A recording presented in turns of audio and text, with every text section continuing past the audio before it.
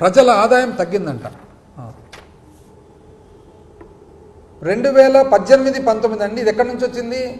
Ministry of statistics and programme implementation, government of India, MOSPI ప్రకారము 2018-19లో ఆంధ్రప్రదేశ్ రాష్ట్రంలో per capital income ఒక్కొక్క వ్యక్తికి సంబంధించిన ఆదాయం ఏదైతే ఉందో 1,54,031 రూపాయలు.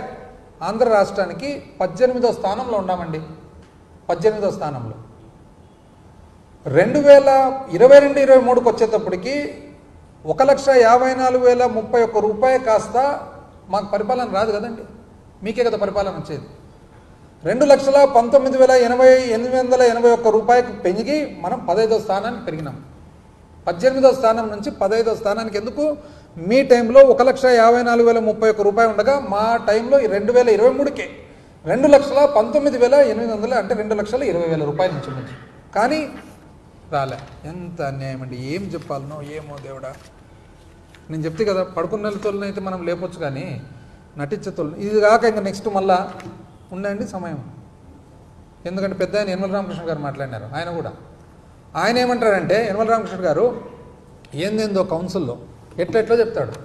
ఆయన మళ్ళీ ఎంత అనుభవం ఉంది ఆయనకు. ఏమంటాడు తెలిసిన? 14 లక్షల కోట్ల అప్పు ఉందంట ఇప్పుడు కూడా. మళ్ళా మరి ముఖ్యమంత్రి చెప్తున్నాడు 9,74,000 కోట్లని, నువ్వు ఈ పక్క హౌస్లో కూర్చొని 14 లక్షల కోట్లని మీరు చెప్తారు. ఏందండి ఇది? నాకు అర్థంగా. ఏదో ఒక్కటి కూర్చొని ఒక మీటింగ్ పెట్టుకొని డిసైడ్ చేసుకోండి ఏదో ఒకటి. ఎందుకు ఇక్కడ ప్రజలంతా సతాయిస్తారు ఊరికే? ఎందుకు తెలిసిన? రామకృష్ణ గారు లెక్క ఈయన ఇంకా విచిత్రమైన లెక్క. ఏమంటాడు తెలిసిన? ఈయన వాల్యూమ్ 5లో మీరు చూడండి. వాల్యూమ్ 5 ఇప్పుడే చూపిస్తుంది కదా ఎంత వస్తుంది వాల్యూమ్ 5లో. ఆయన చెప్పే ప్రకారం వాల్యూమ్ 5 చూడండి. వాల్యూమ్ 5లో 14 లక్షల కోట్లు ఎక్కడ లేదండి. వాల్యూమ్ 5లో ఉండేది 1,54,000 కోట్లే ఉండేది. ఇది కాక ఏమంటాడు తెలిసిన? నేను ఎక్కడో మాట్లాడేటప్పుడు నేను ఎక్కడో చూసినట్లుంది 2,23,000 కోట్లు ఆఫ్ బడ్జెట్ బారోయింగ్స్. ఎక్కడ చూడలేదండి, ఎక్కడ చూడలే. ఎక్కడ మీరు చూసినదంటే ఇదే సేమ్ కాగ్ రిపోర్ట్లో ఏమనుందండి? పరిమితి ప్రకారం గ్యారంటీలు, పేజ్ నెంబర్ 20. గ్యారంటీల ప్రకారము రాష్ట్ర ప్రభుత్వము పరిమితి చేయగలిగినది 2,23,004 కోట్లు అయితే చేసినది మాత్రం 1,54,500. ఎక్కడో చూసినట్లుంది అంటాడు.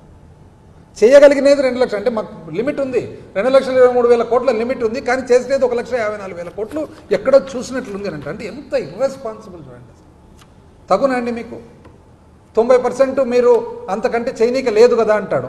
రెవెన్యూ రిసిప్ట్, మనకు రెవెన్యూ రాబడి ఏదైతుందో అంతకంటే 90% కంటే చైనీకి లేదు కదా. రెవెన్యూ రాబడి ఎంత ఉండిందండి ఆ సంవత్సరం? 1,73,797 కోట్లు. 1,73,797 కోట్లలో 1,54,797 కోట్లు గ్యారెంటీలు ఇస్తే అర్థం ఏమండి? 90 లోపలనే కదా ఉండేది. ఎట్లా చేయాలనో ఏందో వీళ్ళను, ఎవరు గుంజీలు తీయాలనో ఎవరు గుంజీలు తీపియాలనో, ఈ గుంజీల బిజినెస్ ఏందో. ఇది కాక ఇంకోటి కొత్త రకం చెప్తాడు ఈయన. ఎక్కడ ఇది అసలు అంతర్జాతీయ అకౌంటింగ్ సిస్టంలో పెట్టాలి రామకృష్ణ గారి సిస్టమ్ అని, సపరేట్ సిస్టమ్. ఏమంటాడు తెలిసిన? వేస్ అండ్ మీన్స్ అండ్ ఓడి ఉంటుంది. ఇప్పుడు ఎవరైనా వ్యాపారం చేసే వాళ్ళకి తెలుస్తుంది. మనకు బ్యాంకుకి పోయినప్పుడు క్యాపిటల్ మన ఏదైతే లోన్ ఉంటుందో, టర్మ్ లోన్ ఉంటుందో అది అప్పు కింద వస్తుంది. ఓడి అని ఉంటుంది బ్యాంకులో. మనం తీసుకుంటుంటాం కడుతుంటాం. దాన్ని ప్రభుత్వంలో 2 రకాలు వస్తుంది. ఒకటి ఓడి వస్తుంది, ఒకటి వేస్ అండ్ మీన్స్ అని వస్తుంది అనమాట. అంటే ఇది ఎట్లా? మనకు ఒక లిమిట్ ఉంటుంది. మనం తీసుకుంటాం, ఈ రోజు తీసుకుంటాం రేపు కడతాం, ఈ రోజు తీసుకుంటాం రేపు కడతాం. అదంతా లెక్కేసి 2 లక్షల కోట్లు అది కూడా కలుపుతాడంట. ఎక్కడన్నా విన్నారా ఇది ఎక్కడన్నా? అంటే మనము బ్యాంకులో తీసుకుంటాము కడుతుంటాము, ఫైనల్గా ఎంత వస్తుంది అప్పు కింద? మార్చి 31 నాటికి ఏదైతే పెండింగ్ ఉందో అది మనకు పెండింగ్ కింద వస్తుంది. అంటే టర్మ్ లోనుకు వర్కింగ్ క్యాపిటల్కు తేడా తెలియదండి. ఎంత ఉన్నింది 31 మార్చుకు? 594 కోట్లు. 594 కోట్లు ఓడి కింద. ప్రతిరోజు ప్రభుత్వం అన్న తర్వాత, కేంద్రం అన్న తర్వాత ప్రతిరోజు తీసుకుంటుంది, ప్రతిరోజు కడుతుంటుంది. ఆ ఓడినంతా తీసుకునేది అంటే ఎన్ని ట్రాన్సాక్షన్లు జరిగినా అవన్నీ కలుపుతాడంట. అది 2 లక్షల కోట్లు అవుతుందంట. 2 లక్షల కోట్లు అప్పు కింద కలుపుతాడంట. అంటే కట్టినదంతా అడిగిపోయినట్లు. ఏంది అసలు? ఇది కొత్త రకమైన అకౌంటింగ్ సిస్టమ్. ఇది ఎవరన్నా మన పెద్దోళ్ళు అమర్త్య సేను, దాని తర్వాత యాడమ్ స్మిత్ ఇట్లాంటి వాళ్ళు చూస్తే కానీ పడిపోతారు ఇంకా నెక్స్ట్. ఇది ఎక్కడ లేదండి ఈ టైప్ సిస్టమ్ అని చెప్పేసి. ఇంకోటి క్యాపిటల్ అవుట్లే లేనే లేదు అంటాడు, సింగిల్ డిజిట్ అంటాడు. ఆయన ముఖ్యమంత్రి గారు చూస్తేనేమో 0 అనే, ఈయన చూస్తే సింగిల్ డిజిట్ అనే. మళ్ళీ ఇప్పుడే చూపిస్తుంది కదండి 23,330 కోట్లు మూలధన వ్యయం ఉంది. మళ్ళీ సింగిల్ డిజిట్ ఎట్లయిందండి? 5 అంకెలు ఉన్నాయి దాంట్లో. సింగిలా? 23,330 కోట్లని సింగిల్ డిజిట్ అంటే ఎంత? 9 రూపాయలు లాస్ట్. 10 రూపాయలు పోతానే అయిపోయాయి కదా. 23,330 కోట్లను సింగిల్ డిజిట్ అంటే ఇంకేమన్నా అంటే 9 కోట్లు మీ ప్రకారం సింగిల్